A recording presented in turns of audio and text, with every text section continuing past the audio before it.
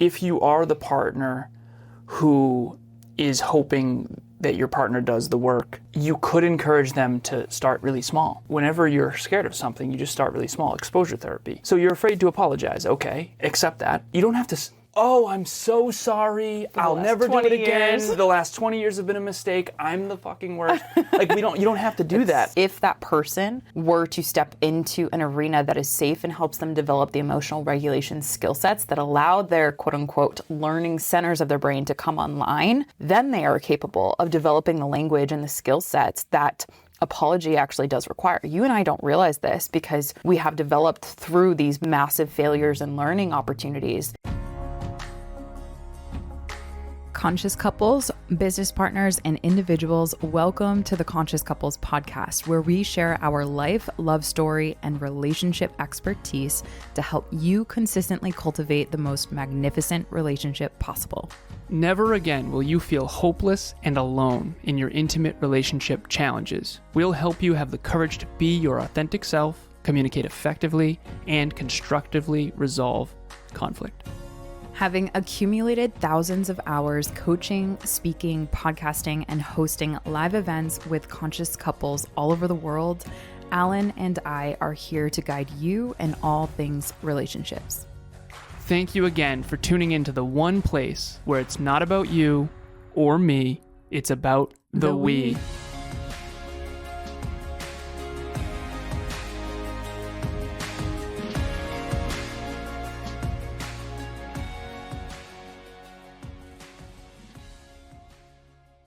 Conscious couples and individuals, welcome back to another episode of the Conscious Couples podcast. Today we have episode 231.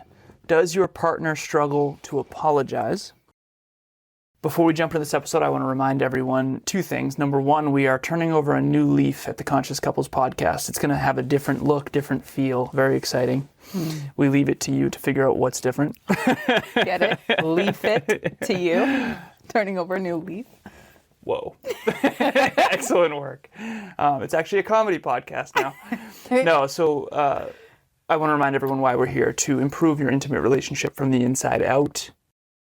Sweetheart, ladies first, what's your intention? My intention for today's episode is to help our listeners and their partners, who aren't necessarily listeners yet, to do better at apologizing and to improve the skill, the art, and the science of apology.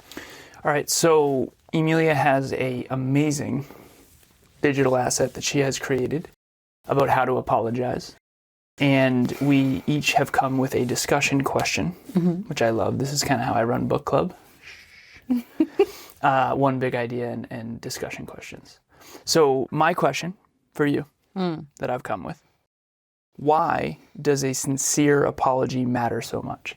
And I do want both of us to give our take on that, because we've been coaching couples now for 6 years. Yeah. We've been a couple now for coming up on 7 years. Oh my goodness. In October. Wow. Yes. So why do apologies matter so much? And also, since I met you, I feel like we have always kind of maybe even jumped to apology too quick at times, you know, not in a bad way, but yeah, I don't think apologies was ever an issue for us, because go us. No, but why is it so important to have a sincere apology? And I want everyone to prime their mind with this too before we answer. All of us knows what it feels like to get an apology that's not sincere. So the key word in my question is sincere apology. Yeah. You know, I was on a call recently with a client. I was trying to think, was it an RTC, relationship talks coaching client call, or was it on an EVC, Evolved Ventures coaching client call? And I think it was an EVC call, but that person ended up becoming an RTC client, relationship talks coaching client. And prior to that, I had asked her, the female in the relationship, I had said, so tell me a little bit about your relationship. Do you and your partner, you know, do you guys, when you do have conflict, because every relationship has conflict, when you guys do have conflict, or when you fight, I think was the word that I used, was, do you guys, you know, how quickly do you return to apology? How quickly do you repair? And she just looked at me and she was like, we don't apologize. Yeah. And I was like, whoa. immediately right there was a huge red flag, because in the work that we've done with couples, with so many different types of couples, different generations of couples, one thing that is evident is, to your question, to be able to repair a relationship after conflict is a skill.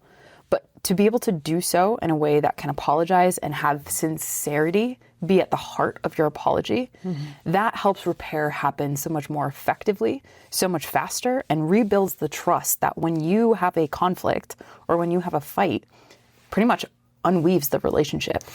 Have you ever been in I was in a relationship once that there were no apologies. Yeah. And I didn't realize it at the time, which is why I'm so glad we're doing this episode, because the new leaf that we're turning over on this podcast is we both have to believe. I just pictured us putting our hands together in the center. I have little short arms. We both have to believe. No, like the staff if you're of not, leaves. yeah, if you're not on YouTube, we've done the I don't even know what you'd call that. The stacked fists on another. Of one another. On like a staff picture. Okay. You know it. All right, so wow, we're doing a great job. No, but real quick, so nice. I just picture our staff like from the woods. Now we're gonna have one. Perfect. But we're gonna put our hands on it and chant. No, but what we are gonna do, sweetheart, seriously, is we've decided in advance that we need to both believe that this topic is really important. Yeah. And I believe this topic's really important, regardless of whether or not anyone else does. Me too. Basically. Yeah. But here's my point. I didn't know at the time that I was in a relationship where I was the only one who apologized. And in hindsight, that's very clear. Wow. And that relationship sucked, honestly.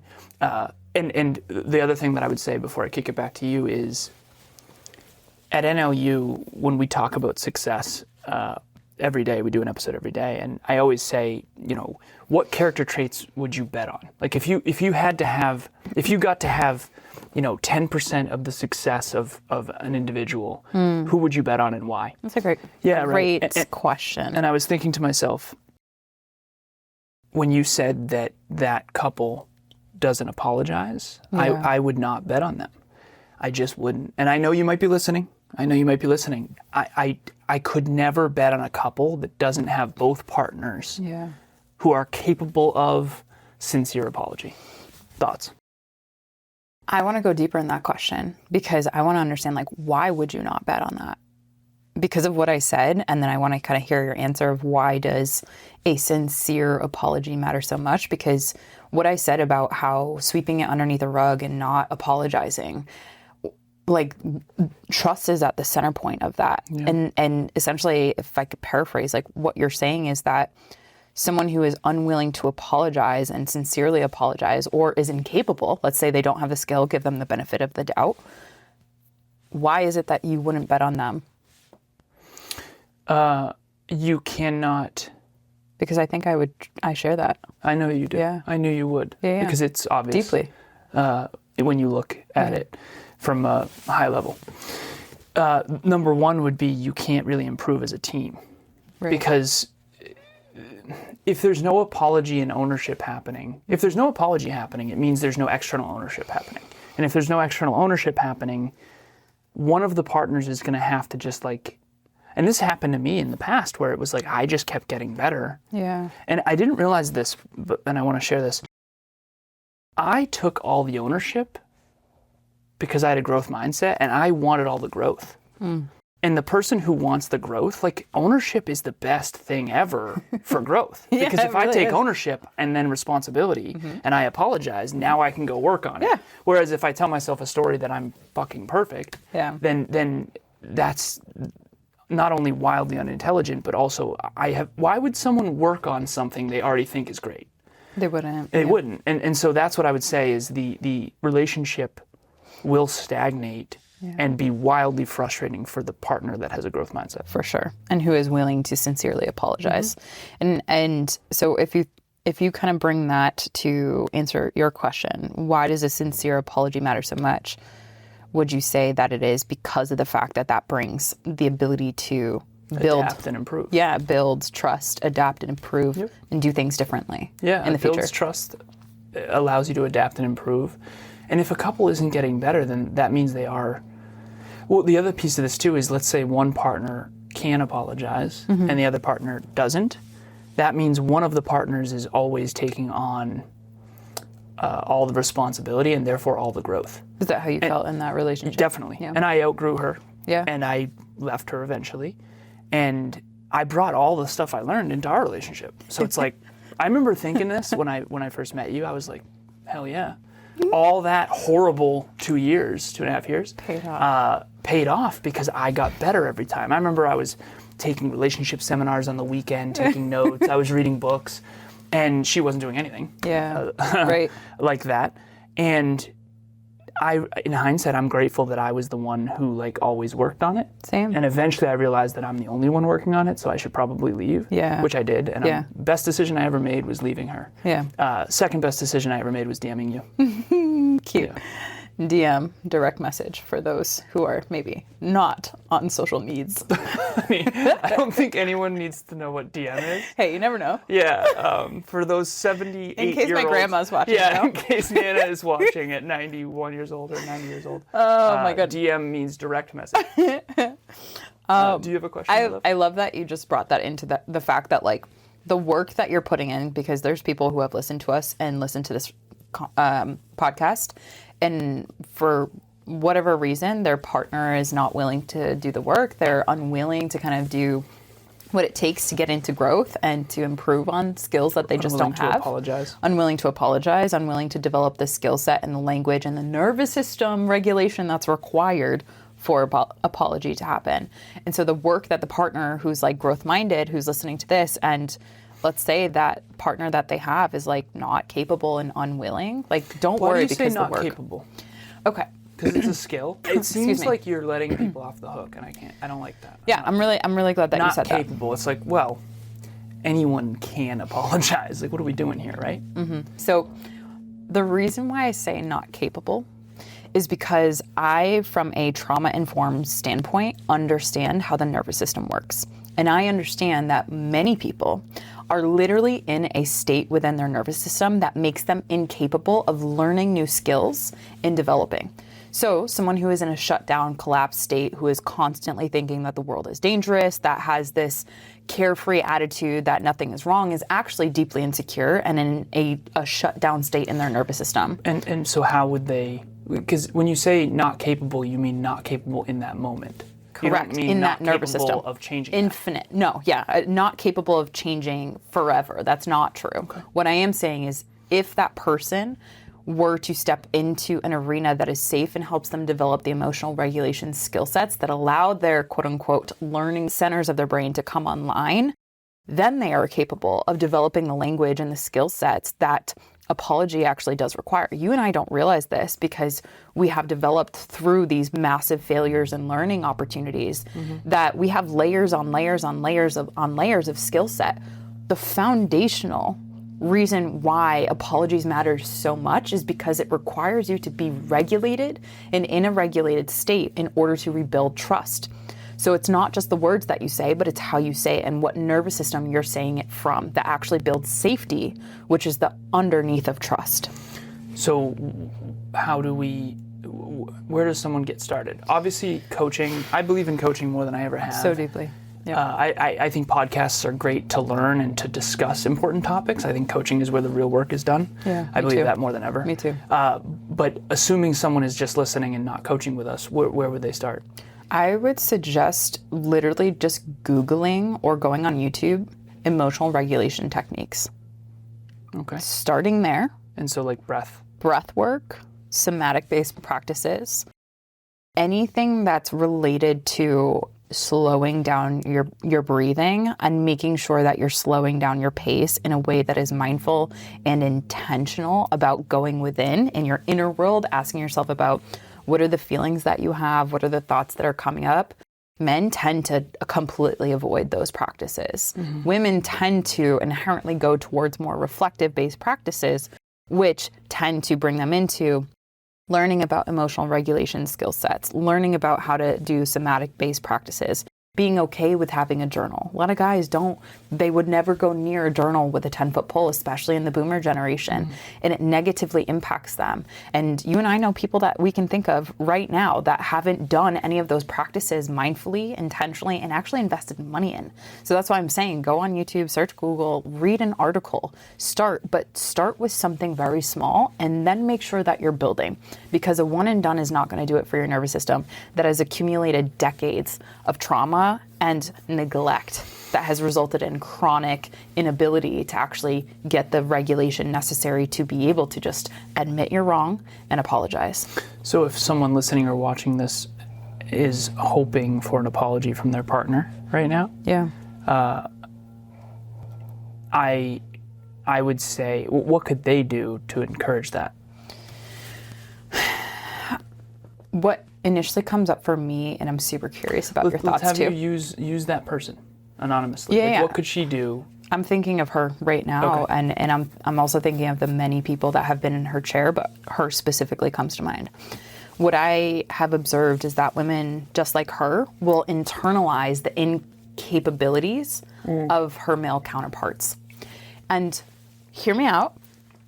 If your male counterpart, or your counterpart, doesn't even have to be male, is not going and doing that work, then all of a sudden you turn that narrative to there must be something wrong with me. I'm going to tell you right now, hold that thought at the door, because it is not fair and it is not okay for you to think that something is wrong with you because your partner won't actually go and get the help that they need. And we call it that work. When people think of work, I think they think of like landscaping or being in front of spreadsheets. When you say the work, you mean learning how to breathe properly? I actually call it manicuring your nervous system. That's But not going here's to work why. for the man. Here's why. It's the landscaping of your nervous system. That would work. That would work Perfect. better. So Yeah. manicuring your yeah. nervous system to the feminine energy and landscaping your nervous system to the male energy. It's just like trimming the hedges. It's just like making sure that you're cleaning out your Nice. gutters. It's just like making sure that your car has the right oil. Like, let me talk to you in guy terms. Gen X These guy things terms. are so important, which is, like you just mentioned, the breath Landscaping work, the your therapy, neuro- this stuff. Yep. Landscaping your central nervous system.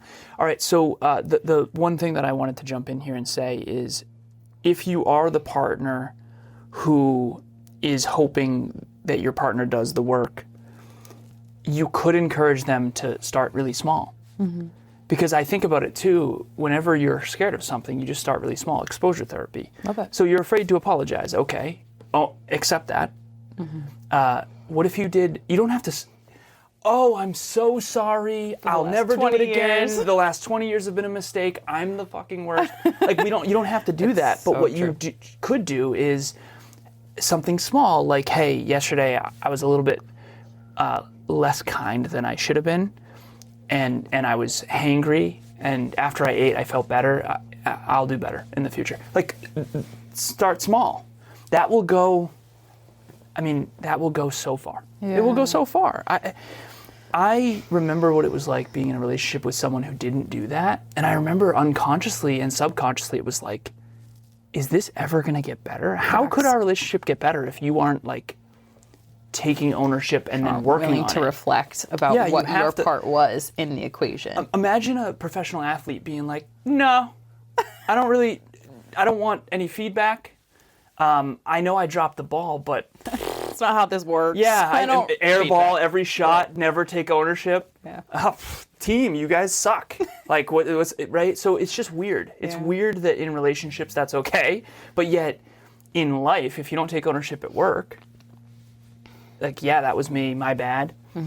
Kevin, my business partner, he worked as a foreman. I know we got to jump here. Oh, this is great. He worked as a foreman, and he accidentally blew the insulation into the wrong attic Oh. in a weatherization in a school. Oh, yeah. And it was like $4,500, and he had to take ownership. Like, hey, Yeah. he thought he was going to get fired. Yeah, And he didn't. Yep. He actually ended up getting promoted because they saw he could take ownership instead of hiding it. Right. Which is what most people would have done, is just hide it. it and sweep it under the rug so that it keeps happening. Yeah. Instead of, hey, this is what happened. This is why it happened. I'm not going to let that happen again. This is the root cause. Yep. That just gives reassurance in teamwork. so and much. It's the same is true for relationships. So Facts. I want to Facts, get to your facts. question because I know we got to jump here. Okay, so We just spent most of the time on my question. Yeah, no, it was a really, really good question. And one comment that I'm going to weave in here, which is, so my question is, what's necessary for sincere apologies to be given and received?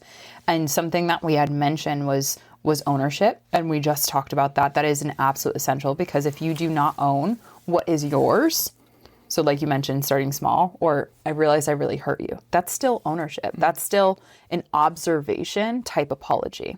Now, you're not fully through the apology yet, but in order for a sincere apology to be given and received, you need to take ownership. You need to actually go through the repair process, which we're going to put on the screen. And then you need to make sure that new action is happening. And what's put on the screen is also going to be a downloadable digital asset in the show notes as well.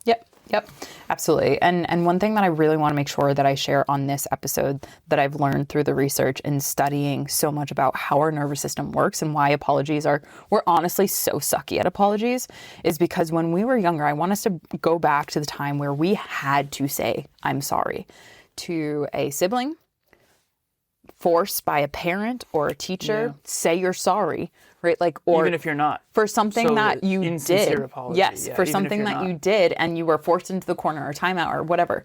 What ended up happening at a really, really young age for like almost everyone, because of how unconscious the parenting, the teacher, the adulthood was in that, was the fact that you were forced to do something and say something that you didn't inherently understand and didn't potentially mean. Yeah. And where it gets even deeper, and the last thing I'll say on this is the fact that when those moments you were forced into that, no one ever helped you to separate the guilt, healthy guilt for your behavior, maybe what was quote unquote wrong or not nice or whatever. Let's say you slapped your sister in the face and you didn't know any better because you're a 2-year-old or a 3-year-old. No one separated that the behavior of slapping your sister in the face was not kind and not nice. And instead, you ended up realizing through this that your behavior and who you are inherently merged, which is shame. So you learned shame is directly connected to that force of saying sorry. So instead of I did something bad, I am bad. I am bad. I am wrong. And that's subconscious and unconscious. And how do people start to rewire that? Because I deal with this in coaching all the time, and it's peak performance coaching, so I'm pretty intense. People have that, and I don't get it, because it's like, yeah, I fucked up. It's all good. Like, get better. But right, okay, so but the defensive system and everyone else is going up because they not don't, everyone, but a lot of people. They don't believe that they can get better. Do you believe the higher percentage of people have a fixed mindset and they have that shame response? Yeah, and they don't even know their responses. You aren't only what you do. What you do is a reflection of who you are, but they're disconnected. And just because I did something terrible in college, and by terrible I mean drugs or whatever, I don't mean terrible. Right. But that doesn't mean I'm a drug addict. Right. I did drugs once. Okay. That's what you do in college. It's all good. Now, I don't think you should disconnect who you are from your behavior completely. I'm with you.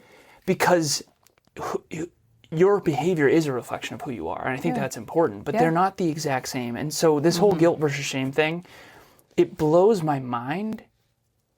And I don't know why this didn't happen to me. But for some reason, I never really had that sort of... You never internalized that message as I am bad, I'm wrong, I'm defective, I'm unlovable. Everyone who's an adult has drank too much before. You drank too much before, right? Oh, absolutely. Okay. Yep. All right, take it easy. I'm kidding. Okay, does that mean you're some horrible person? Or does that mean you accidentally took 1 or 2 more shots than you should have? Right. And you browned out right. and said something you shouldn't have. Well, it's like, okay, I did that once or many times maybe, but like, okay, does that offset the fact that I've been sober for how many years? 7+ years? Not to mention, not even that, because you are sober now, but back then you weren't. Right. It doesn't make you inherently a bad person. Right. You're a person who drank too much once. Right. And that's very rational, but we're going to have to do, an episode on this in the future, because is this fair to say, to get out of here? If someone is avoiding apologies, they probably have some sort of link of identity with behavior. 100%.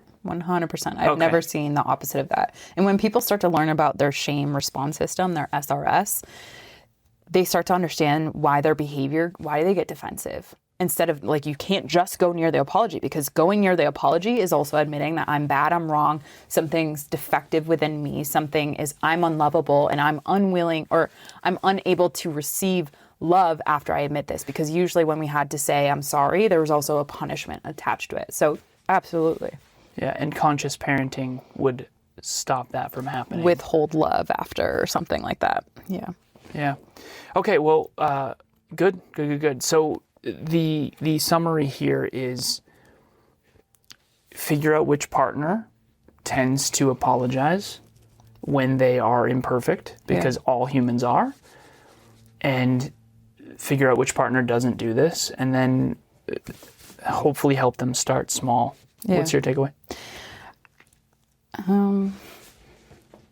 My takeaway would be, if you can have one skill that you develop that really does help all interpersonal relationships, not just your intimate relationship, it's definitely the art of apology. Yeah. So if this is something that's resonating, and or you know someone that will really resonate with this, like, have them reach out or send us a DM, because this, doing the work, landscaping your nervous system or manicuring your nervous system, it's actually so much easier when you can do that with someone else who has been through it and is navigating that with you. So that's what I would share. You and I know someone, keep it anonymous, who sent me a very heartfelt apology, basically crying. Mm-hmm. And what a breath of fresh air. Yeah. It was the best. There's nothing better than getting a sincere apology. And it's like, awesome. Oh. Now we can build the future together. Yeah. We're going to be good. It's all going to be great. It's really critical. Without that, you really cannot build much. I don't even know how people would be in a long-term relationship without that. You must be suffocated and a whole thing. So, okay. As always, we appreciate you. It's not about you or me. It's about the we. We'll talk to you next time. Bye, everyone. Thanks for joining us for another episode of the Conscious Couples podcast. We love connecting with the Conscious Couples community, so please check the show notes to connect with us and say hello on social media. If you and your partner resonated with this episode, please leave us a 5-star review at the link in the show notes and share this with someone you love. Until next time, it's not about you or me, it's about the we. We'll talk to you next time.